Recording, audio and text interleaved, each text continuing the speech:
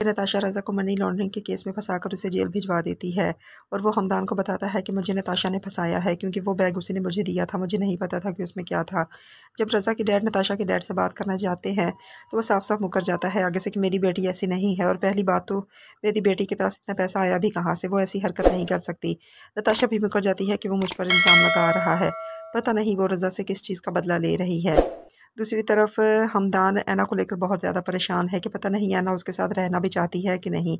इसीलिए वो बार-बार गुड़िया को कहती है कि गुड़िया के साथ तुम ख़यानत ना करना क्योंकि गुड़िया तुमसे बहुत ज़्यादा प्यार करती है और वो उसे ये नज़र नहीं आता कि हमदान उसमें इंटरेस्टेड है और हमदान उसे चाहने लगा है और वो गुड़िया को नहीं चाहता, ना ही उसे शादी करना चाहता है।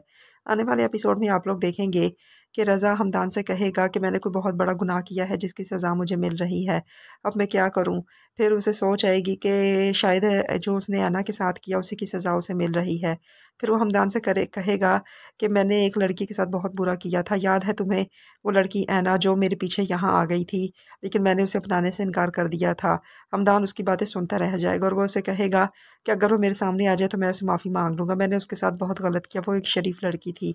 मुझे उसके साथ ऐसा नहीं करना चाहिए था, इसीलिए मेरे साथ सब कुछ बुरा हो रहा है, क्योंकि मैंने बहुत सी लड़कियों के साथ बुरा किया है। हमदान उसकी बातें सुनकर चुप रह जाएगा। दूसरी तरफ आप लोग देखेंगे कि रज़ा को बाहर निकलने में बहुत ज़्यादा मुश्किलात का सामना करना पड़ेगा क्योंकि उसके डैड ने भी उसके डैड पर केस कर दिया है। अब नताशा का डैड रज़ा के डैड को नहीं छोड़ेगा क्योंकि उन्होंने उसकी बेटी पर इल्ज़ाम लगाया और नताशा की तरह उसके माँ-बाप का भी दिमाग ठीक नहीं है।